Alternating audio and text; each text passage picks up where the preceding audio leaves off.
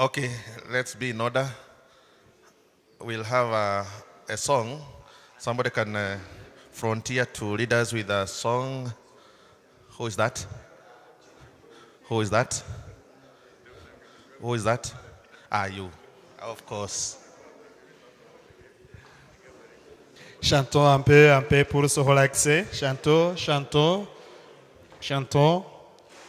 Rendre grâce au Seigneur car il est bon, Rendez grâce au Seigneur car il est bon, Rendez grâce au Seigneur car il est bon. Éternel est ton amour. La maison d'Israël pérodire.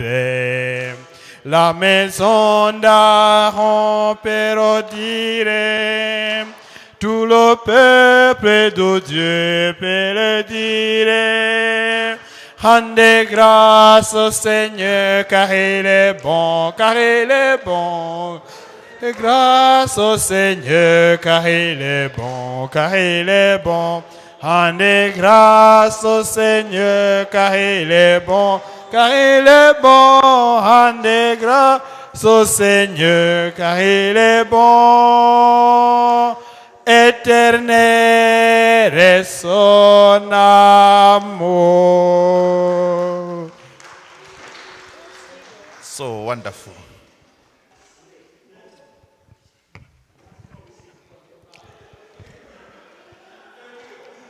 Thank you. Thank you, Father. Good. Just to mention the last note that we ended on before going for tea break. We noted there is a gap.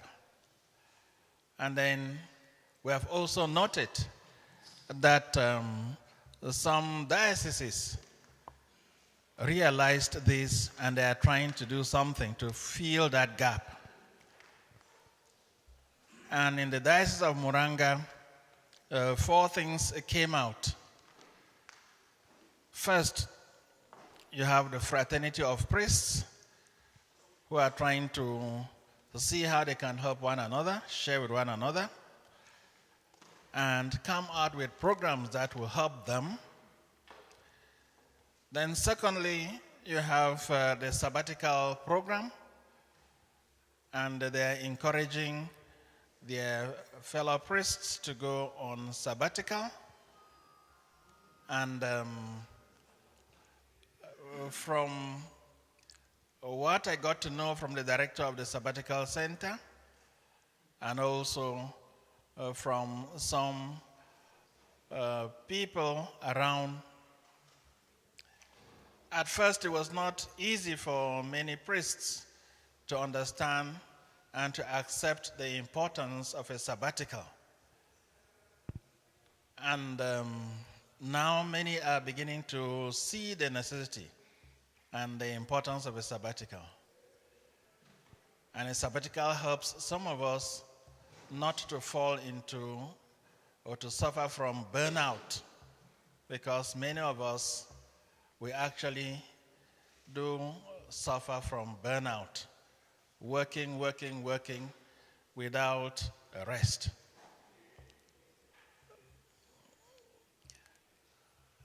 I lived with an elderly priest, and he was proud to tell me that he worked all his years, and he was over 50 years in the ministry, without ever having a holidays. And the day he was asked to leave the parish and go on retirement to rest, he died that same day. He started dying, and we never lived up to 6 months, and he died because he could not see himself not being parish priest, not being in charge. And so he saw no reason to leave. And he started dying gradually, gradually. You could see him dying. And eventually, he died. And so if he had been used to a sabbatical, a holidays, he would have realized that he is not necessary, because only God is necessary. Theologically, you know what I'm talking about. He is not indispensable. It's only God who is indispensable. And that we do our best as long as we continue to live, and we don't be responsible for our debts. And then also a fellow priest, he suffered from burnout, and now he's still struggling to recover. We worked together for quite some time, and we used to tell him, Father, you need a rest. Father, you need a rest. No, if I rest, what is going to happen with this? What is going to happen with this? The people need me. The people are looking for me. The people say, Father, before you came, the people were there. When you shall go, the people will still be there. Look after yourself. And when he suffered from that burnout, when he broke down, then that is when he said, you people were right. Then the next point that came out very strongly is mentorship. Lawyers mentor junior ones, and that is why they have a strategy, and they also have a hierarchy, the mentor junior ones. Her Excellency told us in their diplomatic circles there is mentorship before you reach the level of plenipotentiary. There is mentorship, and you grow. But in our own circles, I wonder if there is mentorship. Because at times you see a young priest, and I had the opportunity to talk with some bishops, and I said, but my Lord, are you helping this young man? You ordain him from the seminary, you appoint him a parish priest. His first ministry is a parish priest. A young man, 2 years in the ministry, you make him a parish priest. Mentored by who? With no mentor. Are you helping that young man? Or you are destroying him? And then when he makes mistakes, out of ignorance, out of inexperience, instead of helping to correct him, I use a term that many use, you demote him by removing him from parish priests. Have you been building that young man? You are destroying him. What is his future? Because the problem has not been solved. Transfer does not solve any problem. And so the fourth point which they talked about, which I like to highlight again, is a cluster of priests according to ages. Because with ages, psychology also tells us that each age bracket has its own challenges and its own ways of managing things.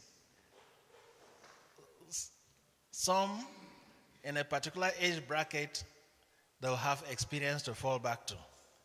Some, they have no experience. They're still idealistic. And age brackets, actually, when well structured, help one another. And they grew together. That is, all these points we are talking about are structures of synodality. Structures of synodality. And so synodality is not just an empty word. There are structures of synodality we are talking about. And if in your diocese you have any of these or any other initiatives, any other creative things, it would be nice that you share in your meetings with our secretaries, and then let the secretaries note it, and then there will be time that we'll have to share with all of us so that we learn from one another. And the last point I want to make in this direction before we go on is that the church is searching. The church is searching for lights. The church calls this lights. And no matter how small they are, when they get these lights, then they can help these lights to shine. They can add more fuel for this to shine to the whole world. I was in one of the meetings, the dicastery for clergy, and the key point there was, which are the lights coming from Africa that can be helped to bloom and bloom for the whole world. And I'm sure we are beginning to get quite a good number. I didn't have any. I didn't have much to offer. But I'm sure there are many things that we are doing, which at times we think that they are nothing, but they are actually great initiatives. And so we shall move on to talk about arbitration. Arbitration was presented in the morning, and we didn't have time to ask questions. So Her Excellency is ready now. Sorry, Dr. Barrister is ready now. Anyway, Her Excellency, one day you will be an ambassador too.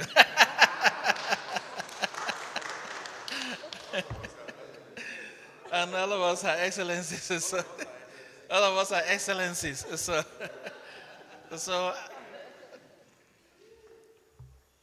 the floor is open. Okay. He had a question before.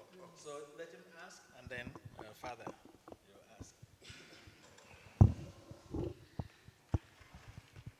Thank you very much, Father.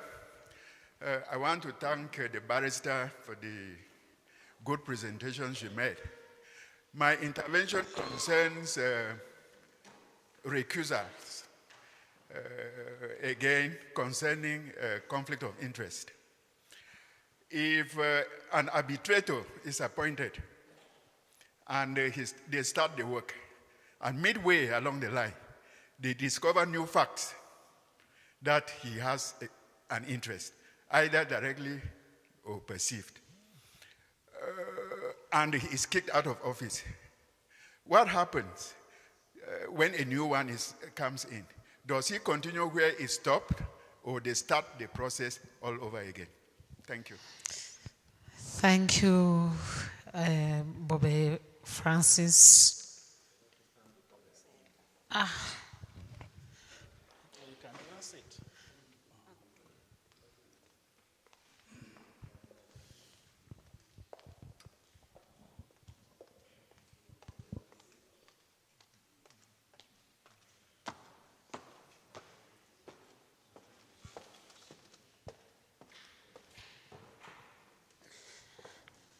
Thank you, Bobby Francis.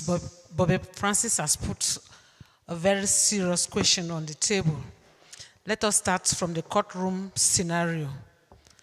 When a magistrate is transferred, even if he heard the matter and was at the level of the judgment, it is either he delivers that judgment within that time frame, or he goes on transfer without delivering that judgment. If the parties are unfortunate that he goes on transfer without delivering the judgment, the new magistrate who takes over the case file starts from the beginning. He starts the matter all over. Let us now come to arbitration. If you are recused, the next arbitrator who is appointed starts arbitration all over. He cannot continue. Because remember, when you are doing a matter, many factors come into play. The demeanor of the parties before you conveys a lot of information. What about the body movement? If he continues, he does not know. How did you behave? Under what circumstances was cross-examination done, if at all there was cross-examination? So when an arbitrator is recused and another one appointed, he starts the matter all over. Thank you. Thank you.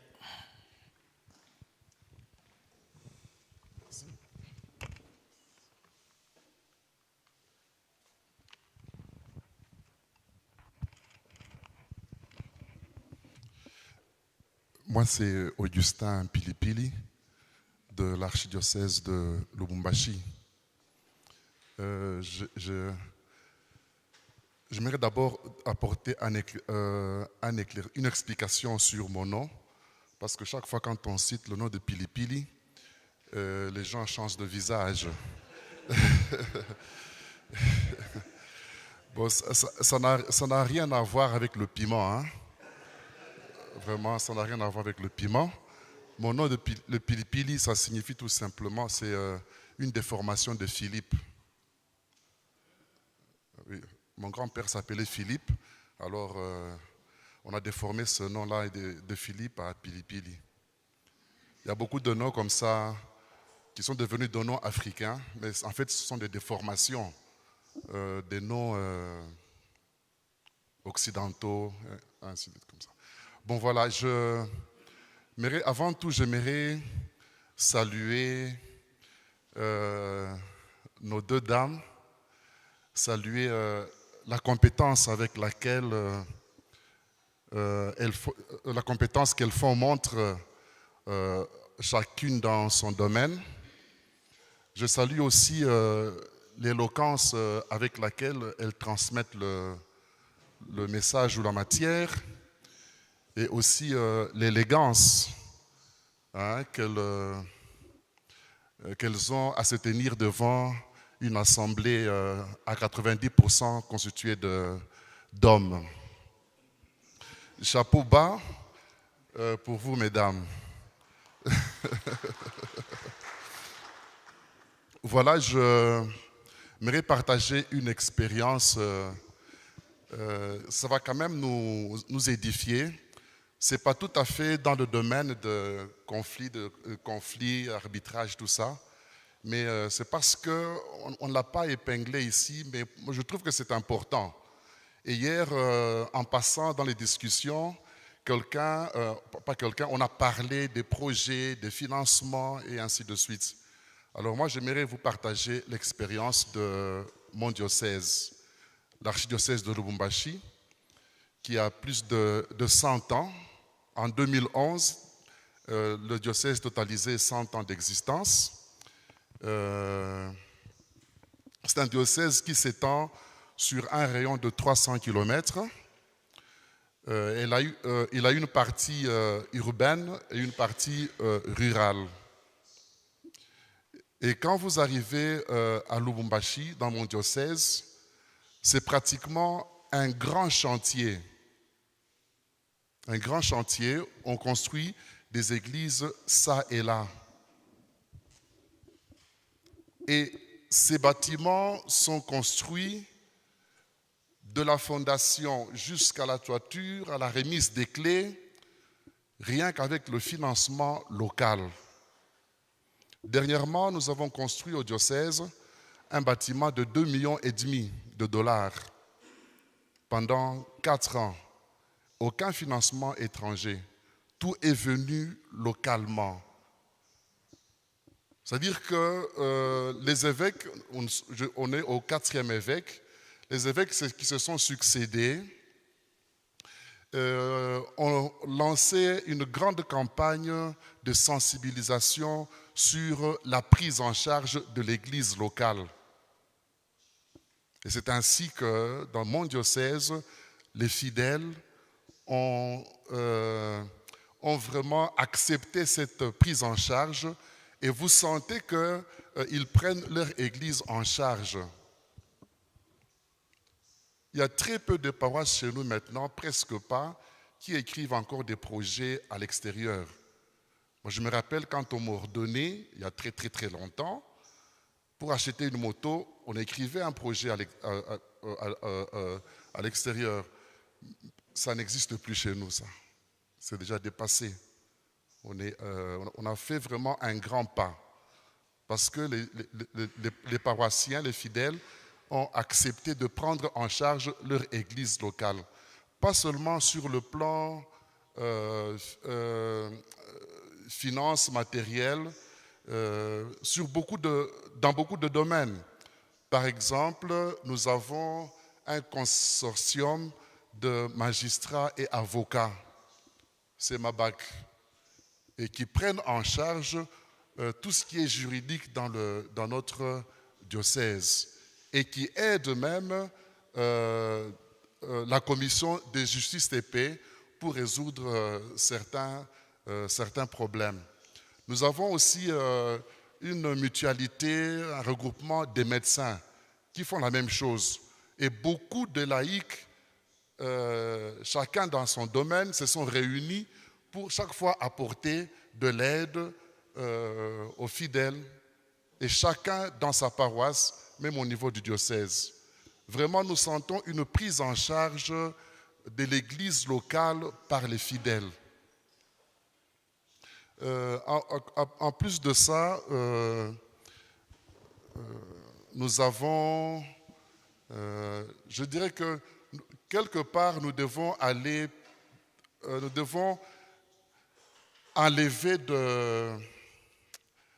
dépasser plutôt cette façon de voir les choses. Par exemple, un prêtre, c'est un homme à tout faire. Un prêtre doit rester prêtre, il est prêtre. C'est dans le temps, à l'époque missionnaire, où on avait un prêtre dans sa mission, il est menuisier, il est infirmier, il est ambulancier, il est chauffeur, il est un peu tout. Maintenant, nous devons apprendre à valoriser les talents des fidèles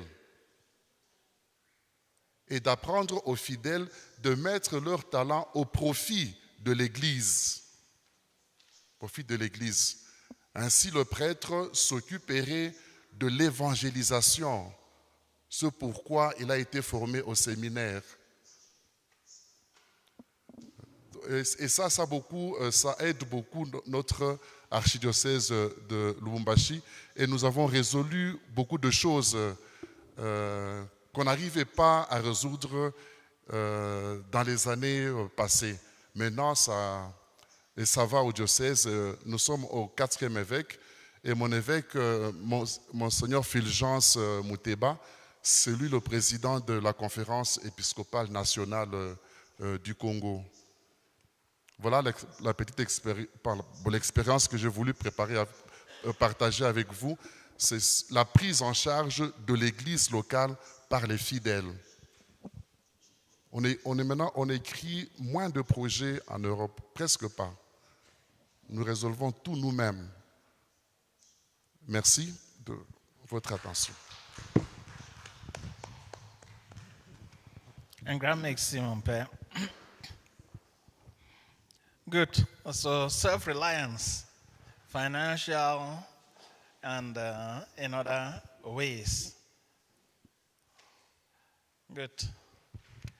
Yes? Any reactions for arbitration?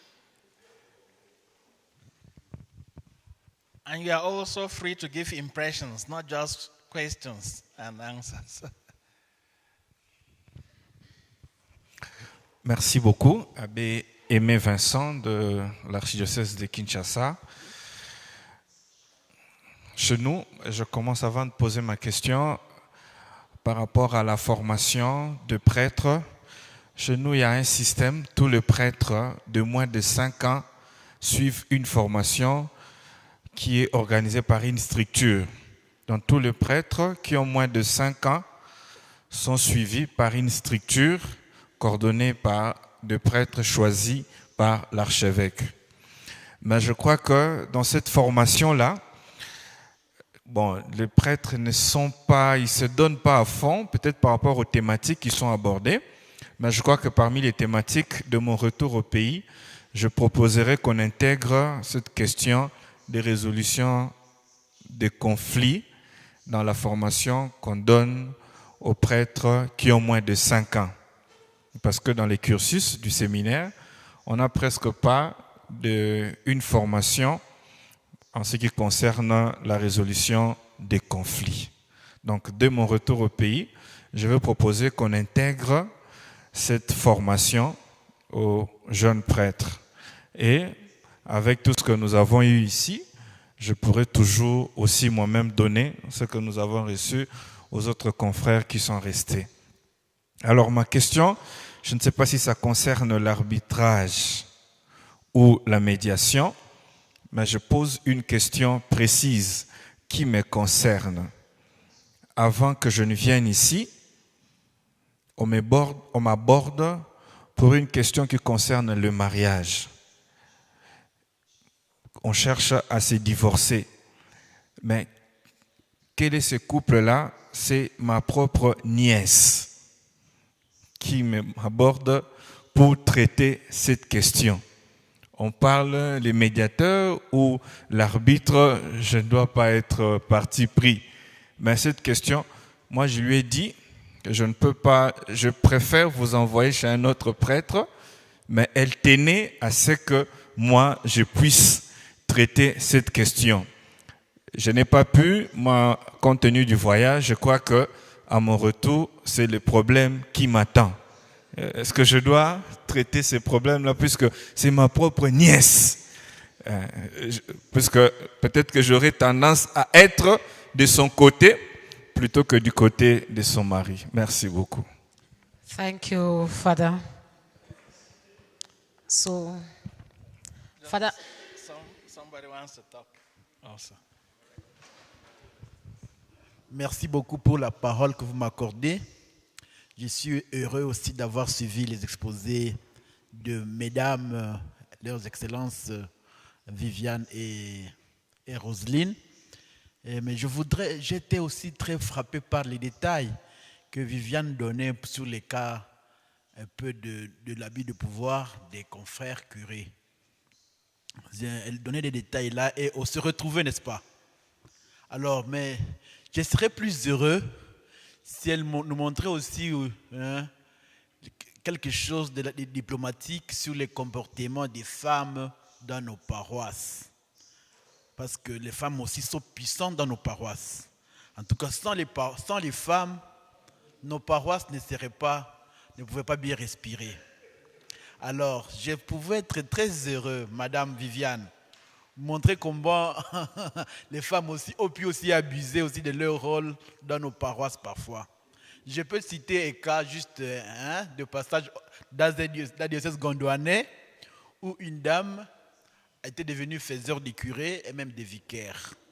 Parce qu'elle pouvait jouer, faire semblant d'être la sainte, alors qu'elle est l'Agrippine.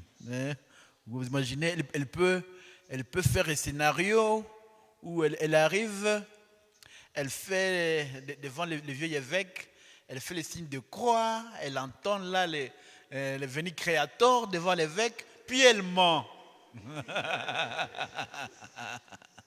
Alors, elle joue comme ça, l'évêque l'a déniché. L'évêque l'a déniché, elle a pleuré. Parce qu'en fait, elle avait déjà ruiné beaucoup de frères.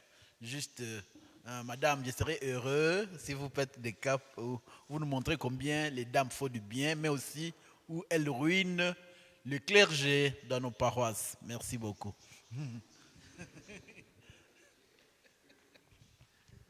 Good. Okay. Father. Two more and then... Father, maybe we take the questions first Barrier to communication. So much to digest. It's a barrier.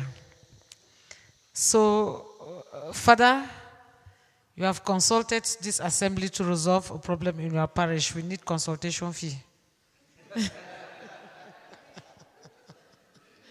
So, in this case, Father, we have studied 4 different modes of ADR.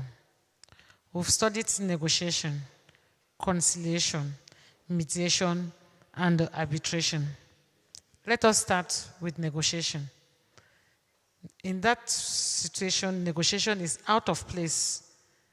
Who will you represent in a marriage? You are a priest. You are the one who blessed that marriage. So who do you represent? Do you represent the wife or the husband? At that level, you kick out negotiation. You are left with 3 forms of ADR. Then you look at, can I pass down a judgment? No, I cannot pass down a judgment because it involves the status of persons. And that is a matter of public policy. Those are matters that have to be handled by the state. The family is the basic unit of society and has to be protected. So they cannot leave that particular issue to private justice. You cannot pass a decision as far as that marriage is concerned. You kick out arbitration.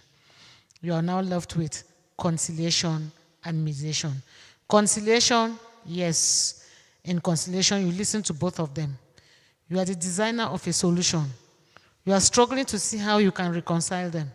And at the end of the day, after listening to them, you couch a solution and propose to them.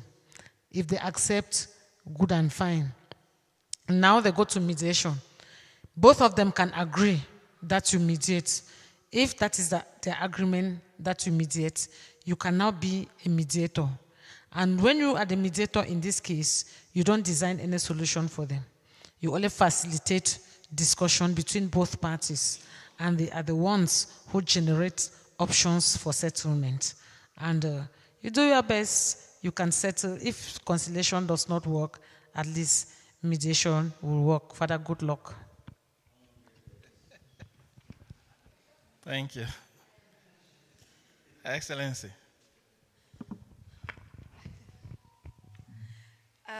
Thank you, Father.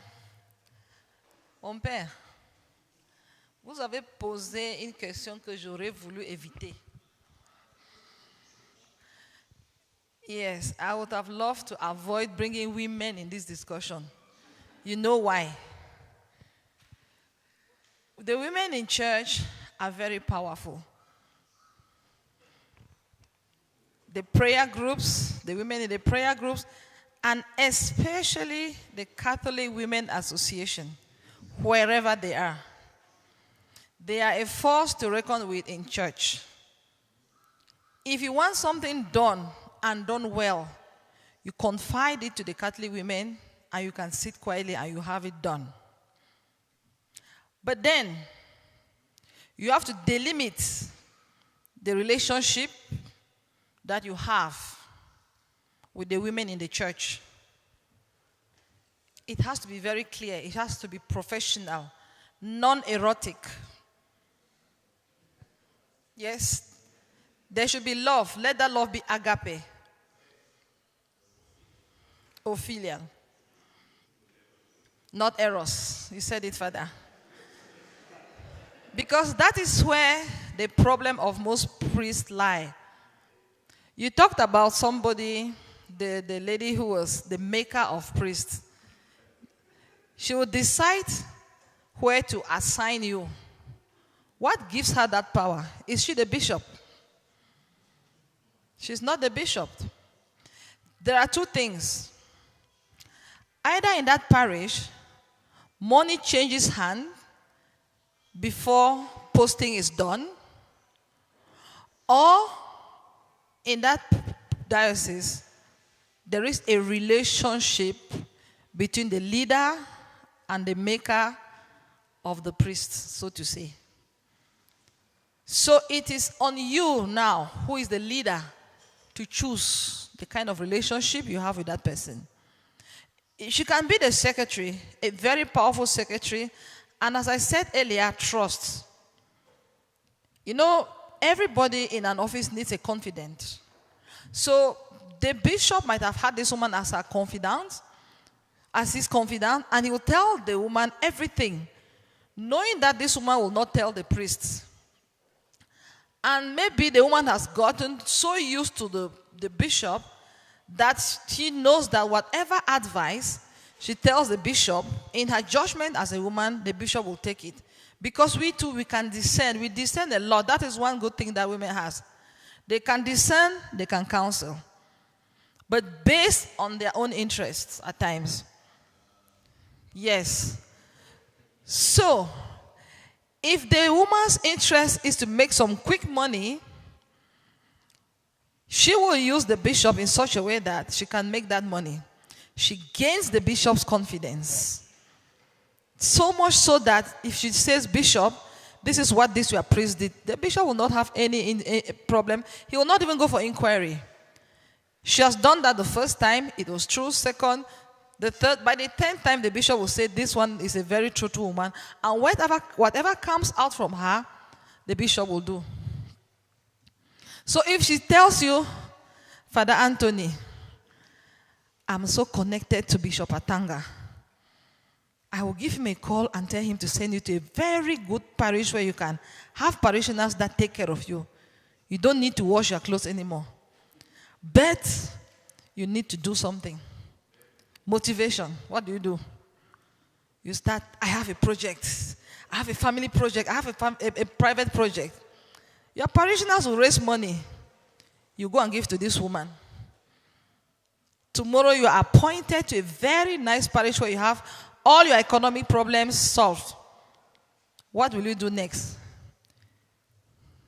You tell Father from Yagua, j'ai le tuyau. J'ai le tuyau. I have the, how do you say tuyau in English? I have the connection. He will do the same. And maybe in that connection, you will tell him 700. He gives you 700, you take 200, you give 500 to the woman. He is appointed to another good parish. And that continues. Who is powerful? The woman. She is not doing anything wrong because you want that transfer. At all costs, and you will do it, you will pay it because you want to come out from that place. You get it? And she will go now to the bishop, and the bishop will believe because she has already gained the confidence of the bishop. The bishop is not aware that she collects money, but that is her business. And the day the bishop discovered that is blocked, and then the financial situation, we will only be hearing, they have reported, this woman collected money. You cannot even say it. You cannot even come up to say she collected money from you. Why? Why did you give her money? Was she the bishop? Do you receive money before you are transferred? No, that's how corruption starts. So, Father, you need to define your relationship with those women who can help, and they can make and they can undo things. But they play a very good role. I remember there was a parish priest. No, not parish priest. There was a curate, a vicar, curate. He would tell us, CWA women don't come to Father's house after 7 p.m. Go to your homes. Don't bring us food at late hours. We have food. Why? He must have noticed. Today they'll bring food. Tomorrow they bring money. The next day this, and the relationship builds up. Being the humans that we all are, you understand? So, define your limits around you. Let there be that safe space I was talking about yesterday. Let that be that space. And we also have women who contribute generously and without any hope of receiving anything in church. those women should also not be abused. Don't abuse because because she gives. If I have my problem, I will go to her, she will give again. At times we give out of constraint, not because we really want to give. So don't push a willing horse to die. Because today you bring this problem to me and say, okay, I pity father, they have not raised enough money, I give him money. The next day, father comes with another problem. Father from Nigeria, you remember your problem? The teacher, the father, the problem with the teacher. You see this teacher coming the next day, in your mind, it's already money, the problem he's bringing. So if you give today, tomorrow you come again, the third day, that woman will behave like father behaved. Even if, before even hearing why you are coming a third time, because it will be, this father is always asking for money. Because I give. So don't abuse your sources of, how do they call benevolent givers? Don't abuse them. Raise your problem at the altar. You can have free will givers who can come to see you later on. But if you know that somebody gives, don't go there every day. Because there is also giving fatigue. And we are very good in doing that. We women, we are very good in doing that. I was just telling my sister here, it's something that happened to me the other day. You give, and then you give beyond what you intended to give. And at one point, you're like, why am I even giving? So we as women, we are a strong support for the church, but you should keep your limits. How do you push us to assist you? We are willing to, but there should be some limits in that. And also coming back to something we have observed now that you talked about that, there are circumstances that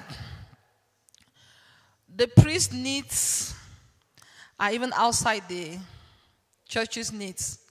The need for private reasons. And let me ask you, some of you priests, why do you have private homes? Why do you build private homes? Those are some of the things that we interpret when you over ask for brothers and sisters at times. If this thing is genuine, bring it to the church. There might be a second basket. There might be contribution from church groups. But when that need persists, look at Father very well. Father might be building a house somewhere. Well, you said it. Yes, we always build for someone. So let also our needs canalize the way we approach and we relate with each other. Father, was that satisfied? Then let me add something, Father, about the mediation. Father said something very important. I would like you people to take note of it. Father Andre, he said in his, was it Father Andre or Father Pilipili? Augustin? He talked about a pool of arbitrators that the diocese has. That is something you can do at the level of a parish. You get a pool of professionals in every domain. When it comes to projects that you have, I was just thinking about it, Father. I noted it since I have the microphone. Let me just say it.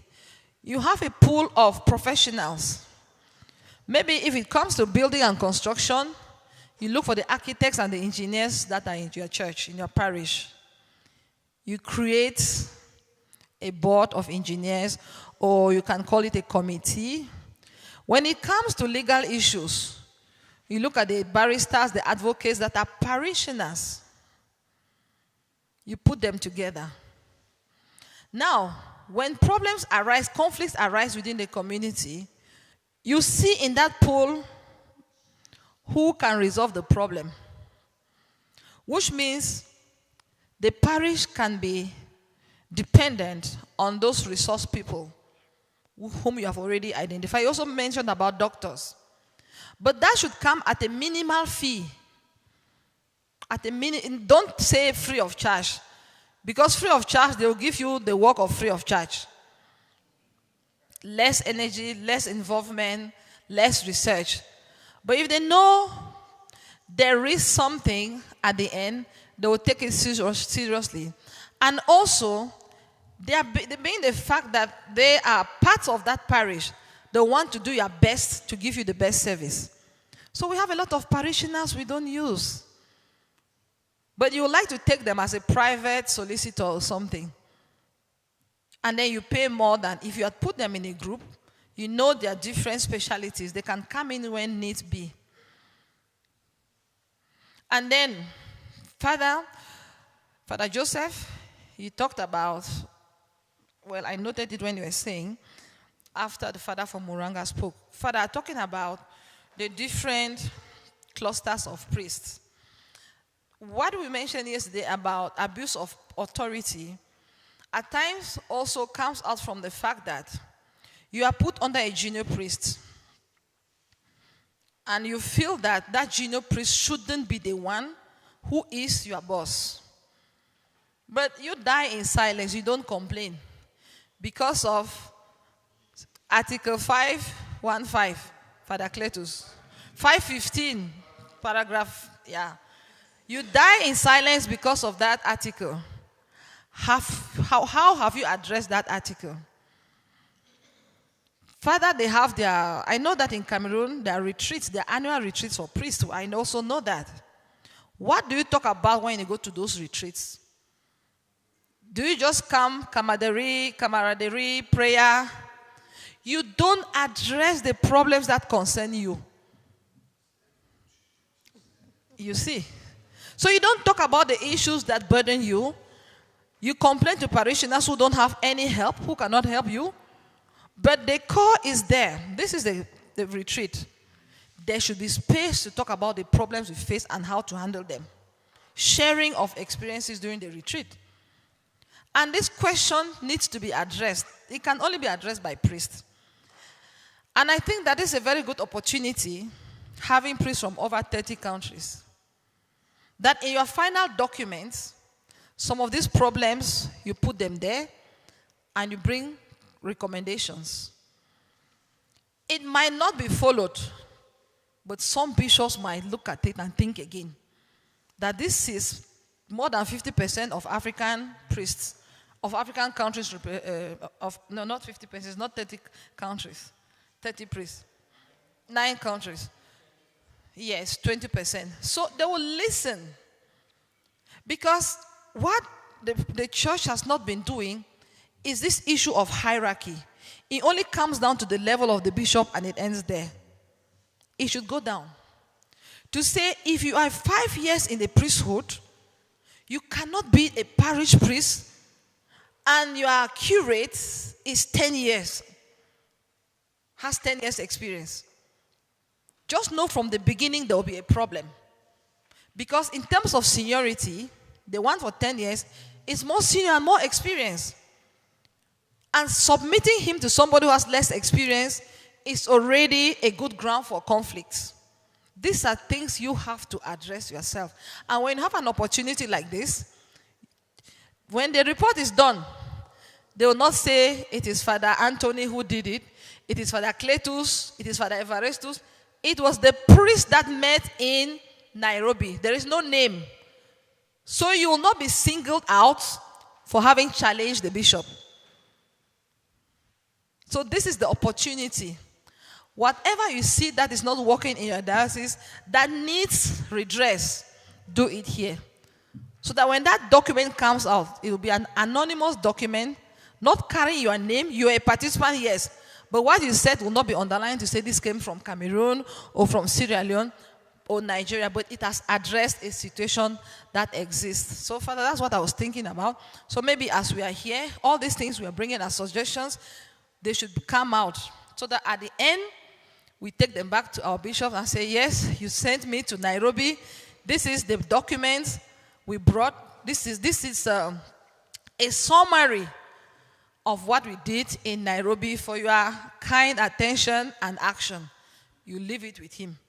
He will go through it. Whatever he recognizes that he's not been doing right, he will start talking. And I also think that even for those who have not had the opportunity to come, those outcomes should be shared. Thank you, Father. Thank you, Excellency.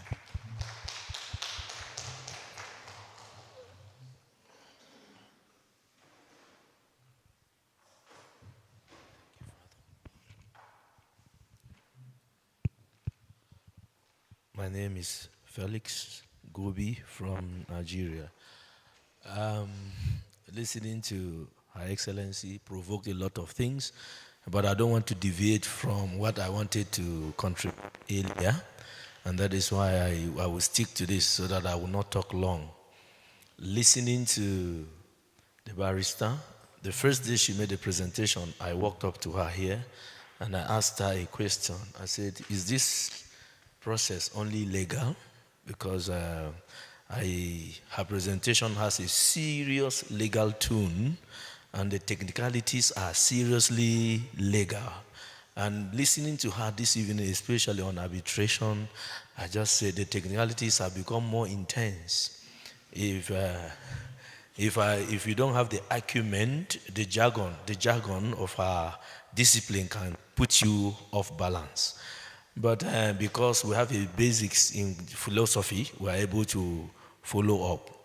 But I have been thinking if there is a way to step down the technicalities for the simple mind, because we are dealing with simple people out there and dealing with simple situations. Even though we have a complex mind, we do. Using my immediate parish as a case study. My immediate parish are aware that any case that goes to the church is for peace. So if they don't want peace, they will go straight to the police station. And their understanding of the police station is that once they report the case, they will inform the police, go and pick this culprit, lock him for 3 days, and the person will disappear for 3 days until when the person is in the prison, letting him feel what it is. Until after 3 days, he will now come back for settlement. It means he has achieved what he wants to achieve. They are simply, it means the legal system or the police system is meant to punish their defaulters or their offenders. In fact, if they are in pain, they will use the police. They don't want to go to church. They don't want to go to any middleman that will bring about dialogue or anything. They run away from it deliberately. They run away from it. So, this is the community I stay in. This is the community that avoids this kind of mediation, simple mediation, and this is the understanding they have about legal proceedings, police and the court. If they take you to court, they are ready to spend their money to suffer you. So the aim is to spend and suffer you, not for peace. How do we go about this? Thank you. Thank you, Father. That question is very, very important. I equally come from such a community where the litigant will say it is my right and I cannot let my right go. Since he does not want to listen to me, I'll teach him a lesson. That is the mentality. I have had situations where I had to go file to withdraw a matter from court so that it be settled back at home. Remember, what pushes that person? The first thing is anger. The second thing is pride.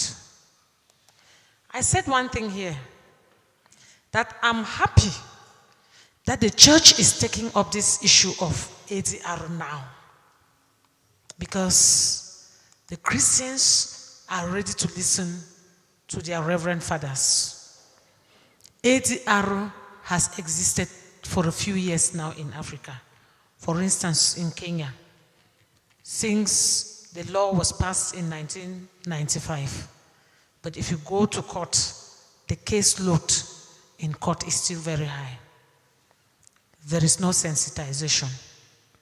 The first thing is, as a priest, make sure you let your parishioners understand that the worst out of court settlement is better than the best court judgment. When you want to teach that person a lesson, you call that person who wants to go to court. Remember, it is always a vicious cycle when you take it so serious. I take you to court.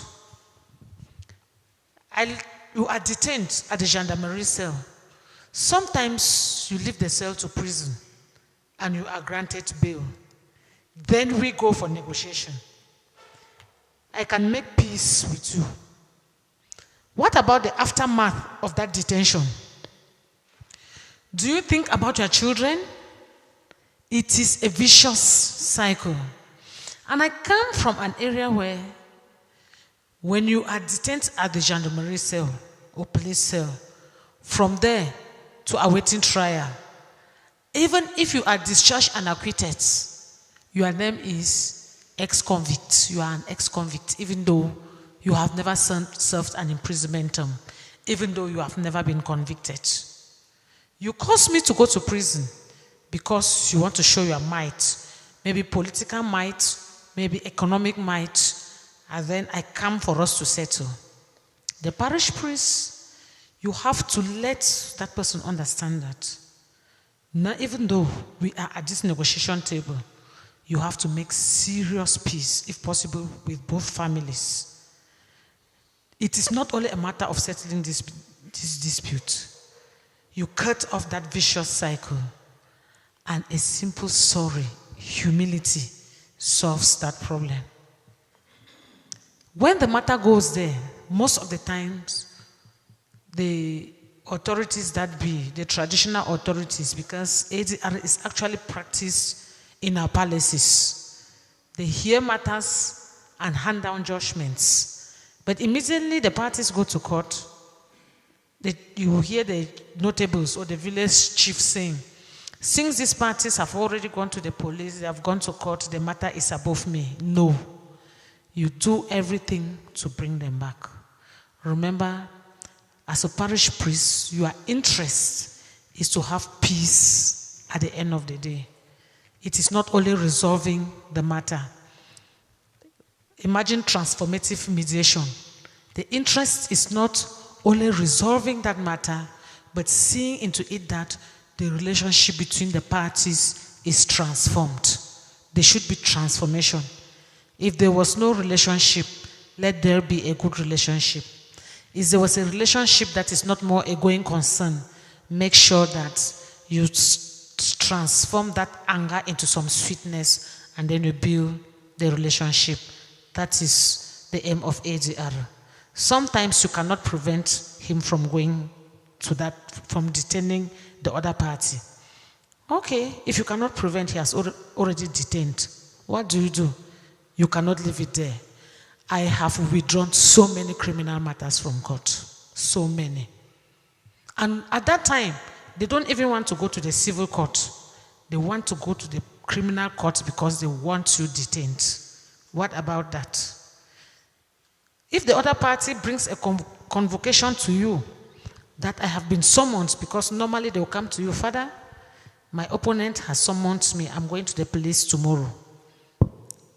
A fast priest will call the opponent. If he cannot come, you accompany the other person to the police station.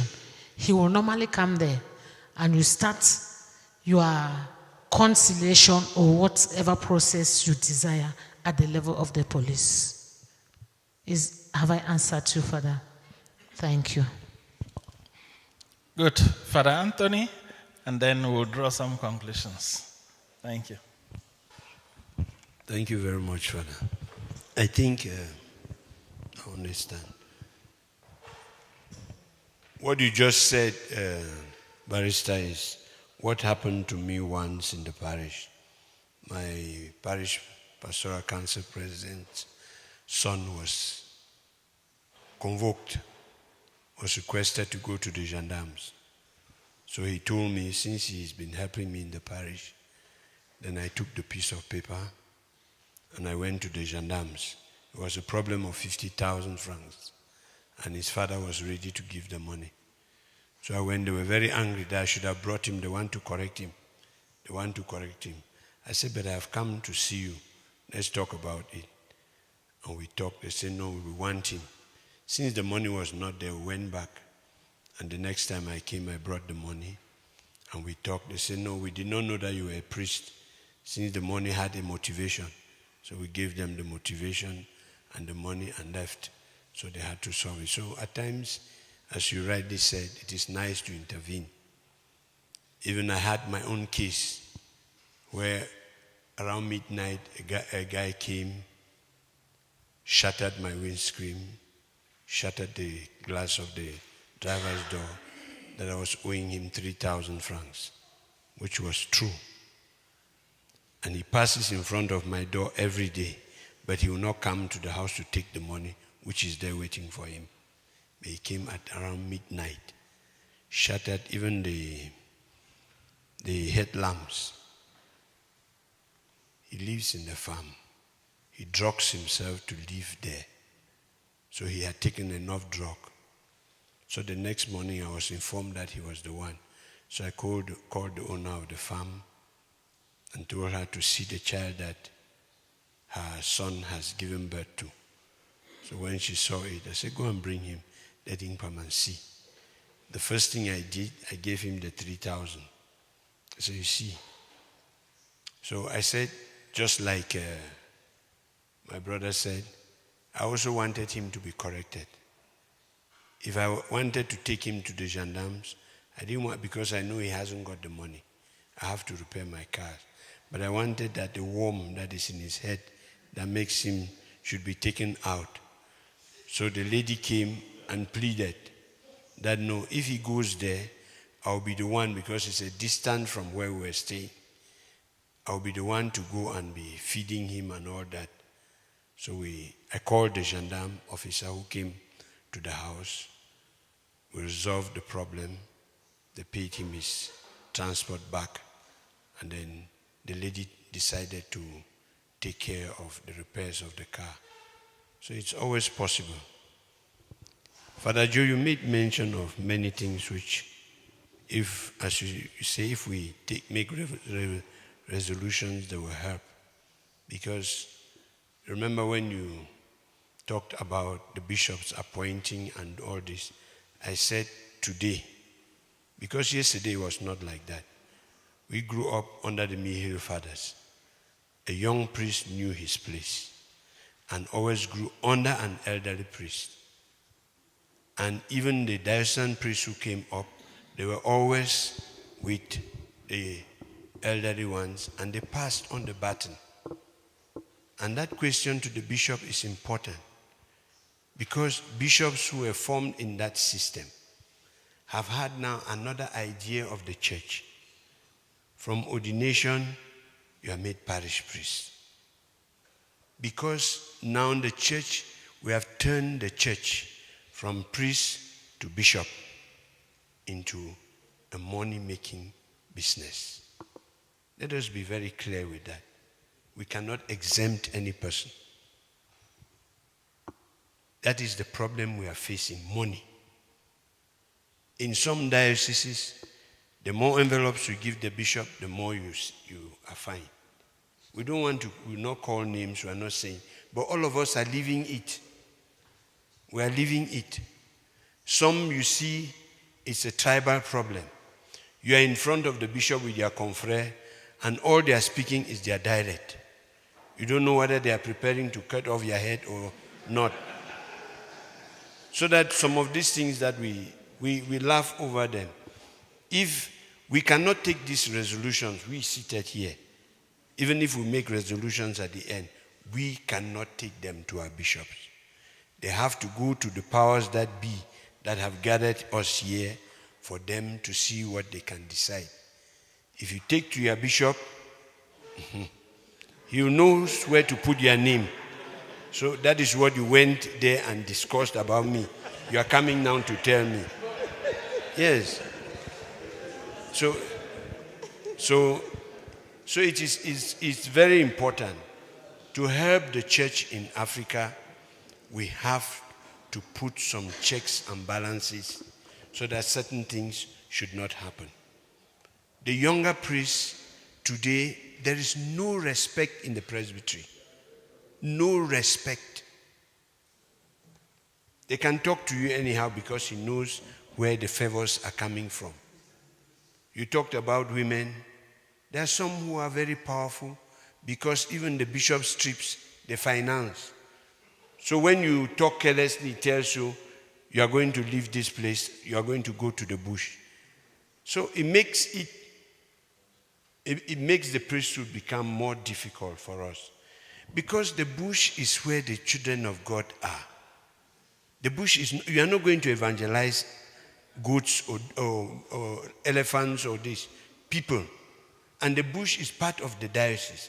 I feel at home working in wherever I am sent, because I believe it's not the bishop who sends me. I believe God is using his hand to send me. So I'm at home. But when you come now to tell me that it was you who decided or this one decided, it starts making the priesthood becoming more difficult. So that I think that it is true, but we need to rebuild our church. The church which was given to us priests is not what we are living. I grew up, I was a mass servant in Manka. He has been my parish priest.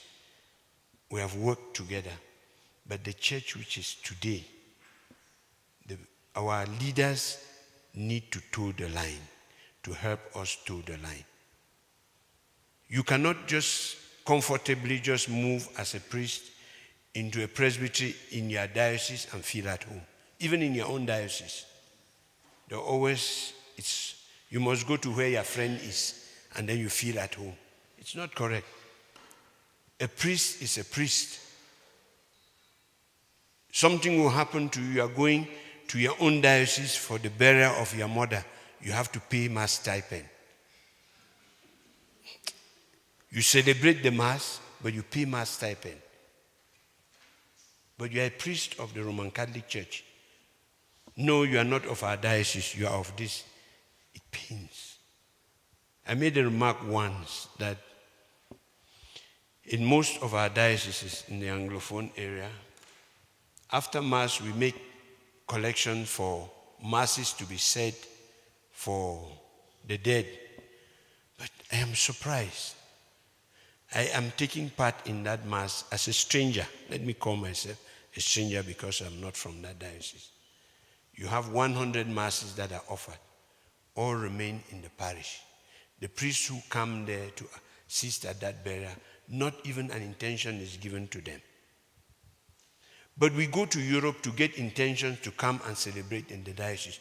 Could those intentions not also go to the bishop's house and be equally distributed?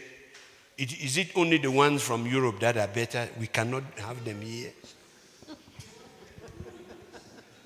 No, the problem is we should be serious with our church. What we are doing, talking about mediation, talking about being diplomats, it's important. But we need to bring out these things, give to the hierarchy, and let it trickle down to us. Everybody is saying, if we here cannot make worthwhile resolutions, we will just be wasting our times. It is not moving. The priesthood is sick. And when we say the priesthood, it is the church. Because even the Pope is a priest. The bishop is a priest. How do we show that our heartbeats are the same? For 1 week, we have been struggling to build something among us. But how do we carry it up?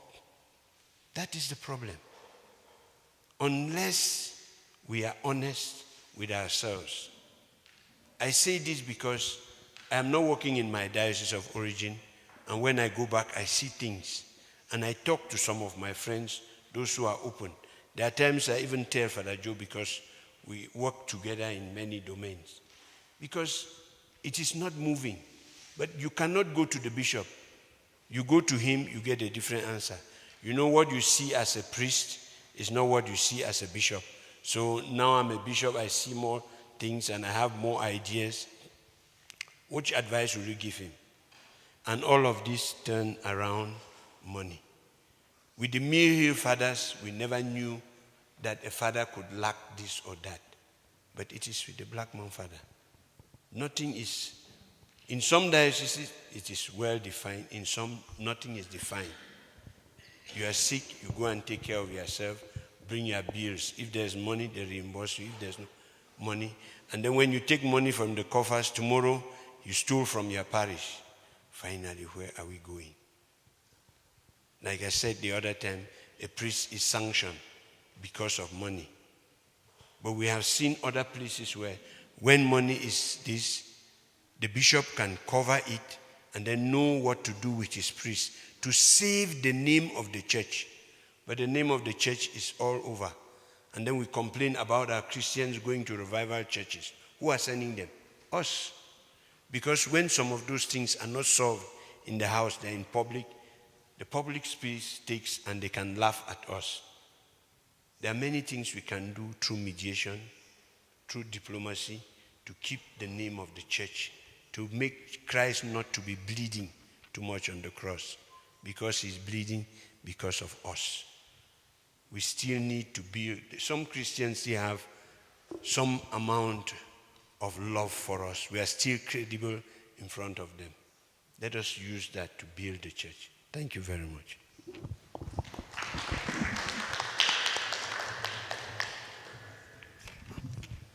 Thank you, Father.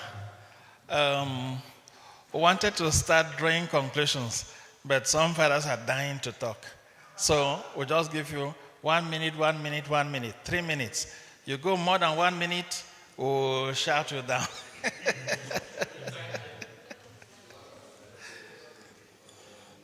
So, Father, keep time. More than 1 minute? Yeah. Merci beaucoup. Commencez à compter. Ma première question, je l'adresse à Dr Viviane. Et j'aimerais savoir dans quelles conditions un diplomate peut décider, ou est-il nécessaire de décider qu'il n'a pas accordé une audience à un patient ou à celui qui le demande. La deuxième question, je l'adresse à Dr Rosaline. Parmi les types de résoudre les conflits, j'aimerais donner ou essayer de comprendre si ce type que je vais dire peuvent faire partie. Dans le village, ça c'est au Burundi, il y a la manière de résoudre les conflits dont on fait. Et après le conflit qui s'est éclaté, on appelle les deux parties et on appelle aussi tout l'ensemble du village. Ils s'assoient ensemble avec tout l'ensemble. Les deux parties parlent. Les deux parties, chacun parle de ce qui le concerne. Et après, d'autres questions ont adressées pour des éclaircissements. Après, tous les membres du village se divisent en 4 groupes. Groupe des hommes à part, groupe de femmes à part, groupe de garçons un peu âgés, un peu mûrs, non mariés à part, groupe de filles à part. Chaque groupe va étudier sur les cas et après, il vient et expose leur position. En exposant, si on entend 2 ou 3 groupes qui ont mis d'accord sur un point et ils décident que ça serait la ligne directive. J'aimerais savoir quel type de négociation pour-il classer cela. En dernier lieu, j'aimerais demander à ces dernières têtes qui nous ont présenté beaucoup de choses, comme c'est des femmes, la question des femmes dans l'Église ne sont pas de ce monde d'actualité, ils sont depuis longtemps. Pour ça, de renforcer la formation à ces conseils, à ces derniers, à ces amis, pour qu'eux aussi ne soient pas la base de la destruction de l'Église. Merci. Well, I may suggest we take 3 of them. You answer at once. Let's answer the first questions before we go to the next. Okay. I don't have a piece of paper here to take down the questions. Doctor, okay. That question is very, very, very important. Remember the choice of law applicable. What is the name of that village again? It's Burundi. In Burundi, that is the traditional way of solving their dispute. That is their culture. You can decide when you are laying down your rules.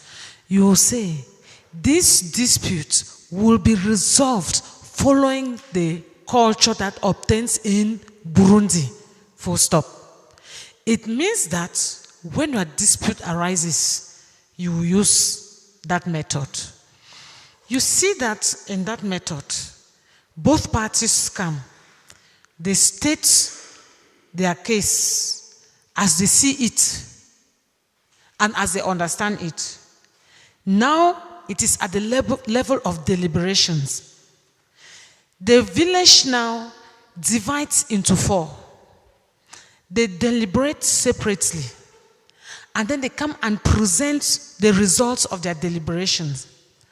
And the majority carries the vote, which means that the decision of the majority is imposed on them. That is arbitration. Because they imposed that decision. Once that decision is taken, it is binding, right? That decision is enforced. Because every village, when they have a culture, they have a law, once that law is violated by any body of the community, they have a way of dealing with it. Well, once the decision is not enforced by the party, what do the authorities in the village do? C'est-à-dire, vous avez pris, le village a pris une décision. Maintenant, il faut que les partis respectent la décision que la communauté a prise. Parce que la décision, c'est la décision de la majorité. Voilà. Ça veut dire que les partis doivent respecter la décision. Maintenant, qu'est-ce que vous faites dans la condition où une de ces parties ne respecte pas ses obligations dans ces décisions? Ça m'intéresse.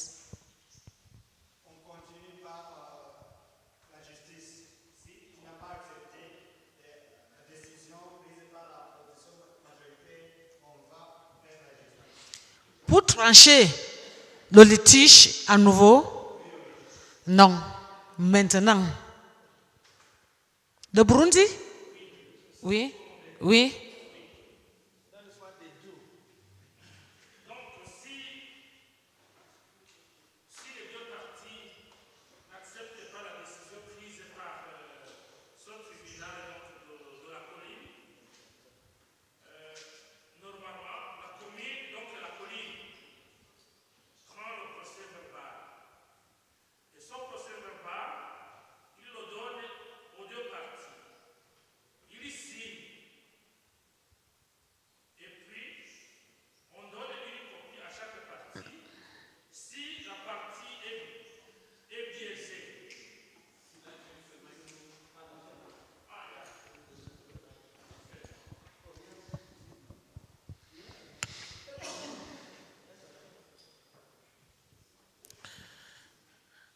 Voilà, je disais ceci.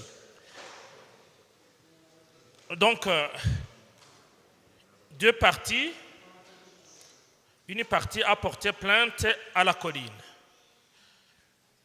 Les membres de la colline se réunissent pour trancher sur ce problème, sur ce conflit. Et une partie n'accepte pas ce que les membres de la colline ont décidé. Dans ce cas, ceux qui se sont présentés à la colline, donc il doit y avoir au moins un chef conducteur, un leader donc à la colline. Ils prennent procès verbal. Et ce procès, ils le donnent aux deux parties, ils signent. Et les signent. Et puis, la partie biaisée fait appel au tribunal de résidence. Et là donc, c'est au tribunal de résidence qui va trancher. Même là aussi, le tribunal de résidence peut, donc une autre partie peut ne pas accepter ce que le tribunal a fait. Donc, recours continue. On fait toujours des recours au tribunal, donc au niveau provincial. Et là, donc, si c'est un litige lié, si c'est un litige foncier, donc un litige lié aux terres, la question est tranchée au niveau des communes. Il n'y a pas d'autre recours à faire. Plutôt, la décision est tranchée au niveau des provinces. Il n'y a pas d'autre recours. C'est ça, donc. Ah oui. Merci beaucoup. Ça, c'est la culture. Si les partis ont choisi d'appliquer la loi burundaise, c'est ça qu'ils vont appliquer. C'est-à-dire que vous allez suivre la procédure qui est en place en Burundi. Un point, un trait. Vous pouvez modifier. Les partis peuvent maintenant modifier. Ils disent que non. Au lieu d'aller au tribunal, nous allons trancher ce litige par arbitrage. Vous pouvez faire ça. On va trancher le litige-ci suivant le droit coutumier burundais. Mais si on ne s'en sort pas, on peut saisir, on peut trancher ce litige par médiation, arbitrage ou bien conciliation. Ça, c'est le choix des partis. Mais si vous dites simplement loi burundaise, loi coutumière burundaise, ça dit que vous allez suivre la procédure telle que vous avez décrit. Merci. Et si tu ne suives pas la procédure et il y a une décision, on ne peut pas renforcer la décision.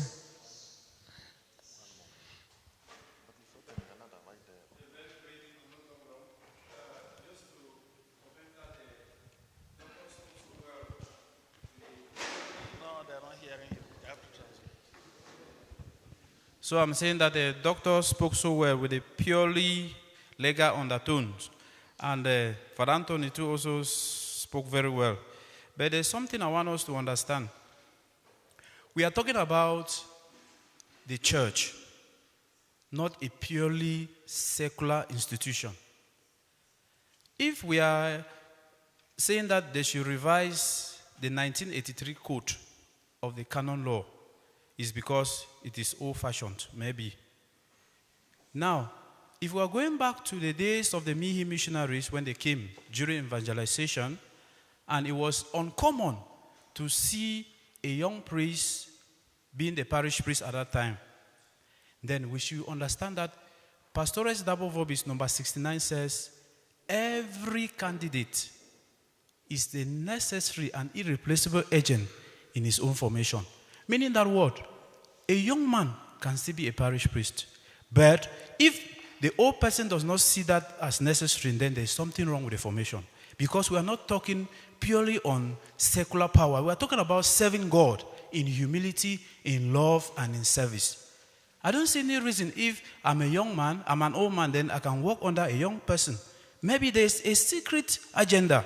But if I know that I'm serving God, and my bishop has put me to work under this young person, there must be a reason for that. I want us to make this clear distinction. If we are seen only on the way as secular people, there's a problem. But let us see it as those who have been formed to serve in love and in humility. Thank you. Good. Good. I think time is... okay, you have to answer a question, yes. Thank you, Father. Mon père, pour les audiences, on peut les avoir quand on est disponible. Surtout moi, quand je suis au bureau et qu'il y a les audiences, il y a d'abord le petit bout de papier qu'il faut remplir quand vous demandez l'audience. Et il y a l'objet. Si je vois que l'objet, c'est quelque chose qu'un collègue peut traiter, je l'envoie vers le collègue ou bien la collègue. Mais si c'est un sujet qui est un peu délicat, moi je le reçois. Aussi en fonction de ma disponibilité. Parce que parfois, vous avez les audiences qui ont été informées. Par exemple, vous me dites, tel jour, la plupart, pour les gens qui veulent vraiment travailler dans la norme, on vous écrit pour dire, j'aimerais avoir une audience tel jour. Ou bien, j'aimerais avoir l'audience à partir de telle heure à telle heure, et vous donnez 2 options, 2 jours. Moi, maintenant, je peux choisir un jour et je vous dis je serai disponible tel jour à telle heure. À ce moment-là, je vous reçois sans problème. Mais quand quelqu'un est déjà au bureau et qu'il est venu sans être annoncé, sans même un préalable, il dit je suis venu la voir. Je regarde d'abord le sujet et puis si c'est quelque chose d'urgent, je le fais. Si ce n'est pas urgent, je ne le fais pas. Par exemple, lundi, quand je suis partie d'ici, je suis passée au bureau. Il y avait la police, DCI, Directorate of Criminal Investigation. Ils sont venus avec une jeune dame camerounaise qui a été abusée par son oncle.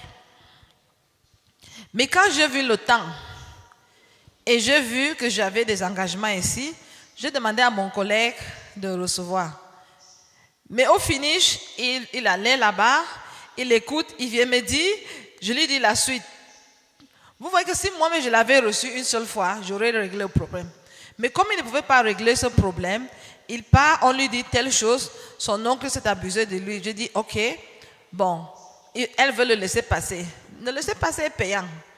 Mais la plupart du temps, je le fais gratuit. Parce que la loi camerounaise dit aussi, dans les cas difficiles, vous pouvez donner un laissez-passer gratuit. Donc de temps en temps, je faisais et j'ai compris que les compatriotes s'abusent de ça. Parce qu'ils savent que ça ne sera pas.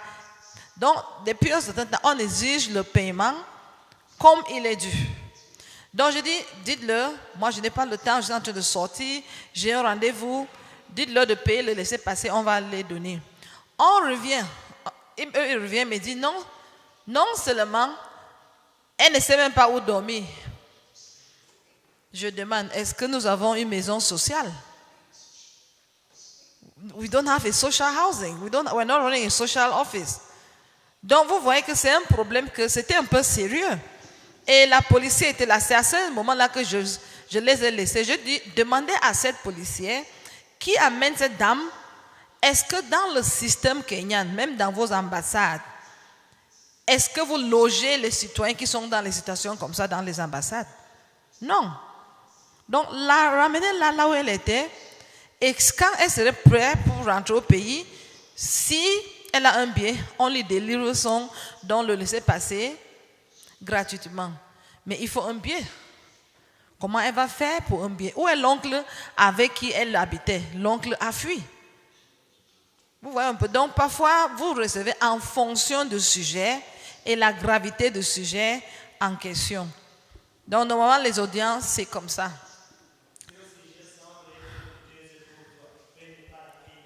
Bien sûr, parfois je vous vois quand vous venez dans mon CCTV, je ne reçois pas. Du tout, je n'ai pas à expliquer pourquoi je ne vous reçois pas. Father, let me quickly react to what Father Cletus said. Father, I don't think that we are looking at it through the eye of secular people. And I understand where you are coming from because you are a young priest. Yes, because you might think that we're saying a more senior priest cannot serve under you. But there should be circumstances. We also know that there are punitive transfers. We can, as we observers, we can say, okay, maybe father has been sent there because of problem that he has. He needs some corrections. Instead of putting him maybe in a father's house somewhere or in a seminary where he'll be alone, they'll rather put him under you for reformation. It's not every time that you go on sabbatical. Or I know also that they can reform priests by sending them to Rome. So, in this case, we are not looking at it as secular people. We think that it is like in diplomacy. Today, I, Minister Plenipotentiary, I go back to the Ministry of Foreign Affairs. I know that the rank I can have there is the rank of a director. I go back to the ministry, I'm recalled. I am there we call it un complément d'effectif, which means we don't have any position. But I'm working under a director who is a Secretary of Foreign Affairs. Secretary of Foreign Affairs means you don't have 12 years of experience in work. I have 22. How are we going to function in that office? I know that putting everything together, my experience, my age, my everything, I will not submit to you. By simple logic, I wouldn't.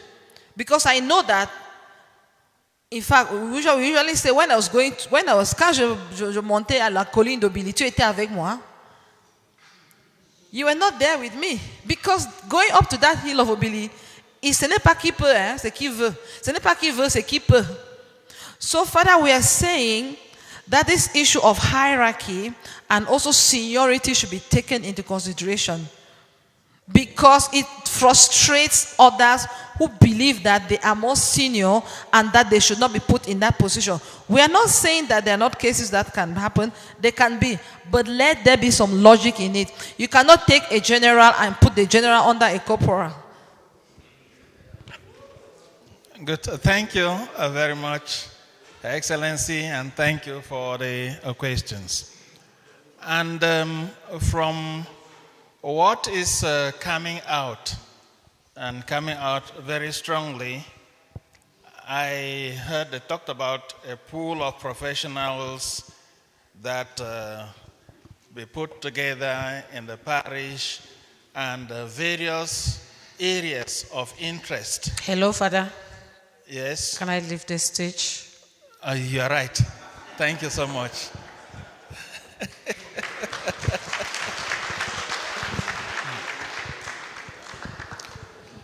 Good. The idea of a pool of professionals in the parish that could be of help in various areas, I think that that is a very, very important aspect that we need to take and then to react on. And also the point which Father Anthony mentioned. If you heard me several times, I mentioned we come out with resolutions, or we come out with ideas, we come out with visions, and then we send them to appropriate quarters. Appropriate quarters, because we are here, as I mentioned, the dicastery that has helped us, or that is following up the fact that we are here, describe this as an event. Not just as a meeting, not just as a seminar, not just as a course, as an event. And when the church describes something as an event, it carries a lot of import. And so the church is following. And we shouldn't be afraid to bring out any ideas, because if we're afraid to bring out any ideas, then we are destroying our own selves and we are destroying our own church. We are destroying our own church, and we are destroying the future of the church. And it is not by mistake that any of us is here. It is providential. And we followed all the right procedures.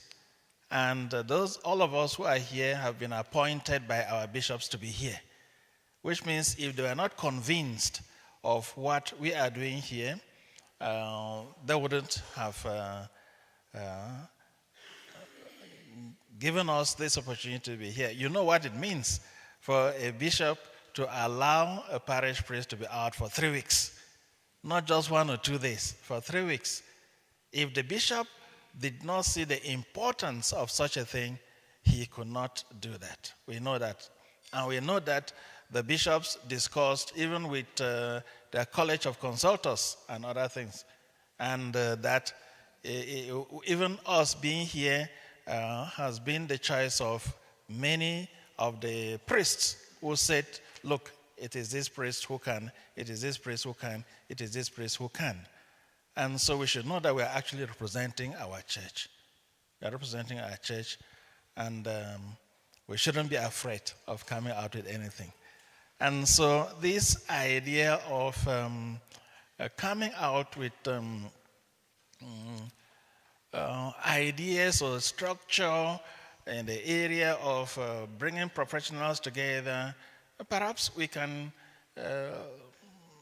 choose our secretaries, and noting this, we can sit down with the leaders of our parish, of our countries, and our secretaries, and then we see what we shall come out with.